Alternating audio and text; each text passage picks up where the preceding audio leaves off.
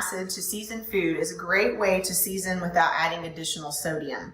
Citrus and vinegar all count as acids, and there are varying degrees of acidity for different types of citrus fruits and vinegars. So white vinegar, although I do use it sometimes to cook with, a lot of times this is going to be more of a cleaning supply for you. Balsamic vinegar is going to be one of the sweeter varieties, in that it's just concentrated in the sugars a little bit, but it's not adding additional sodium or calories. So rice wine vinegar is a vinegar that is a little bit lower in acidity, so it's a good seasoning vinegar, but make sure to check the label and make sure that it doesn't have any sodium, because a lot of times the rice wine vinegars are count as seasoned and they do have added sodium.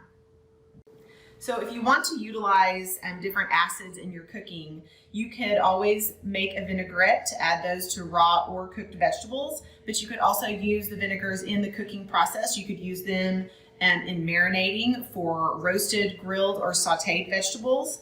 And then you could actually also use them as a seasoning after the vegetables are roasted, sauteed, or grilled. Just sprinkle a little bit on the vegetables. And if you taste a recipe at the end of the cooking time and you think, oh, this recipe needs a little salt, a lot of times just adding an acid such as lemon juice, lime juice, or any of these vinegars, start with a couple of tablespoons of that and see if that doesn't adjust your dish in a way that you no longer think it needs salt. Ginger root is actually a rhizome and is used widely as a fresh or dried and ground spice in cuisines throughout the world. It has a spicy but slightly citrus and floral flavor and scent. It is usually used very finely chopped or grated and is used in both savory and sweet preparations. So most dishes that call for the ginger to be peeled first. And to do that, I have heard some people say that they like to use a spoon. And I think that's because people feel maybe a little bit safer, but I think it takes absolutely forever to do that. So I'm definitely going to say that just a peeler or even just a paring knife is a totally fine way to peel ginger. So if you're using the knife, it is good to cut toward the board and just peel the ginger.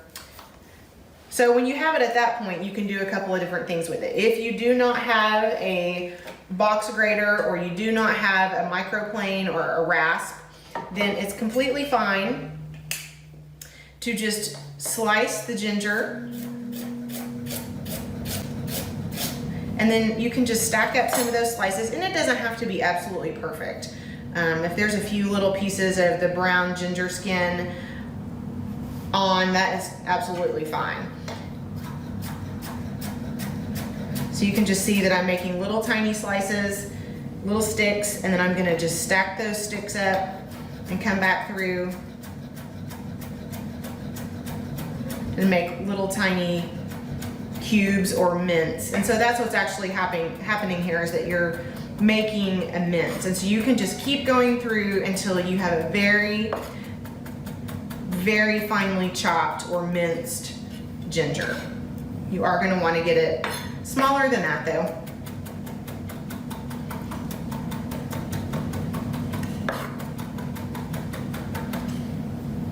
Okay, so that's probably pretty good for most preparations, but even better is if you have a microplane, and so you can just grate your ginger on the microplane or rasp. So this really eliminates any of that kind of stringy texture that ginger can have. So just kind of tap that, and then you can get this out of the inside of the microplane also. If you do not have that, but you have a box grater, then again, this is an opportunity to use that box grater.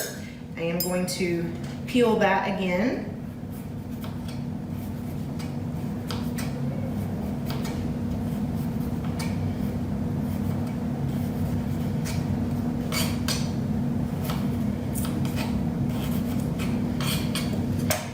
And then just use this fine side of a box grater.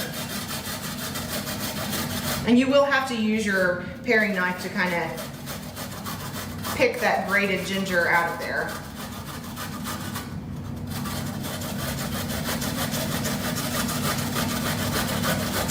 So you might just experiment and kind of find out for you which one you would rather use. Personally, rather than use this box grater, I would probably just rather chop it up. So then you'll have to go back through and kind of get this out of there and out of the inside too. But that is how you prepare fresh ginger. Using fresh and dried herbs and spices in your cooking is a great way to add flavor without adding additional fat, salt, or sugar. Culinary herbs are the fresh or dried leaf, stem, or flower of a green plant used to season and flavor a dish but are not used as a main ingredient. They add fragrant and aromatic properties when added to a dish. There are two main types of herbs, fine herbs or noble or delicate herbs, and resinous or robust herbs, with the main difference being that fine herbs have delicate leaves and stems and are usually eaten raw, while resinous herbs have tougher leaves and need cooking to fully release their flavors. Examples of fine herbs are parsley, cilantro, basil, chervil, chives, and tarragon. These herbs can be eaten raw or should be added near the end of the cooking process to provide the most flavor. Overcooking will add little to no flavor to your dish. These herbs have a high moisture content and bruise easily. Examples of resinous herbs are rosemary, savory, thyme, oregano, marjoram, and sage. These herbs have a tough woody texture and can have a sticky or resinous sap when chopped. These herbs require a longer cooking time and should be added near the beginning of the cooking process. Sometimes cooks prefer to wrap these herbs in cheesecloth and cook the herbs in a cheesecloth sack and remove at the end of the cooking process to avoid tough pieces of herbs in a dish. Most of the time, it is sufficient to finely chop resinous herbs and include them in the finished dish. Remember that it takes 2 to 3 times as much fresh herb as dried, so take note whether a recipe calls for fresh or dried herbs. Culinary spices are the fresh or dried whole or ground root, bark, bud, seed, or berry of a plant. Spices used for cooking are as varied as the regions of the world. Many spices benefit from being cooked or toasted before being used in a recipe. If using whole spices like cumin seed, coriander seed, or peppercorns in a recipe, try toasting them in a dry pan first to bring out the best flavor. Be sure to cool the spices before grinding or they may become paste. Some recipes call for you to bloom spices or to cook them in hot oil at the beginning of the recipe.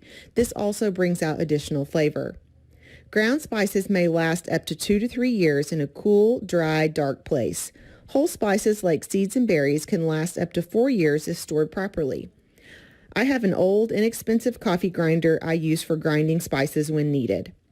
Spices can be expensive, so look for them in the bulk section or international foods aisle of the grocery store, where they are sometimes cheaper than in the baking aisle.